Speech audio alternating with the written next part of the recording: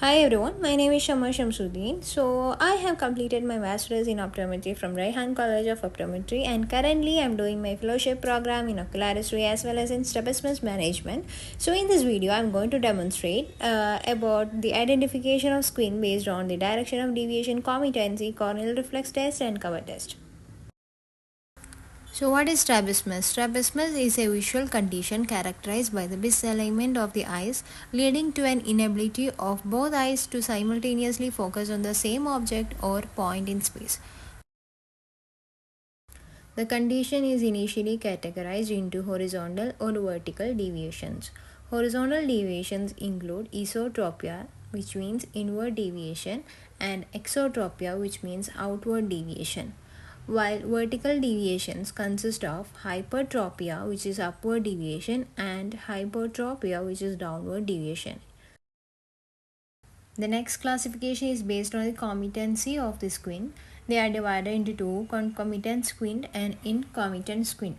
Concomitant squint is a type of squint or strabismus which refers to a misalignment of the eyes that remains constant regardless of the direction of gaze or which eye is fixating.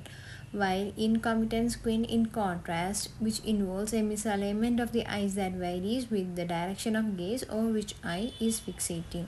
This can be due to complete or partial palsy of one of the nerve which supplies the extraocular muscles. This can be examined by a Brodess test. At first, to do this procedure, the patient is asked to sit straight, and with the help of a torchlight, we will examine the direction of gazes in the 9 positions of the eyes. After the patient is seated comfortably, the examiner uses a penlight or a fixation target, and then the patient is instructed to look straight ahead while fixating on a target. The examiner guides the patient's gaze sequentially through the following positions, which includes 9 positions of gaze. The next classification is based on the corneal reflex, and this can be done by a Hirschberg test.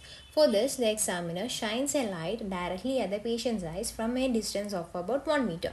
The patient is asked to fixate on the light source. The examiner observes the corneal light reflex in both eyes. The light reflection should normally be in the center of each cornea.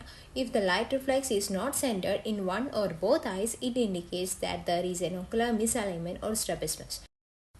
The cover and alternate cover test are two primary methods used in diagnosing and assessing strabismus or eye misalignment. So each test serves a distinct purpose. In cover test, this test involves covering one eye at a time while the other eye focuses on a specific target. The examiner observes the uncovered eye for any movement or deviation when the other eye is covered and then uncovered. But in alternate cover test, that is examiner alternates covering each eye in a rhythmic manner, typically using an occluder. While one eye is covered, the other eye focuses on a target. The process involves alternating the cover between the eyes to access the magnitude and direction and deviation when the eyes are alternately uncovered. The alternating cover test is particularly useful in detecting an intermittent or latent strabismus, where the eye misalignment is not continuously present but might manifest under certain conditions.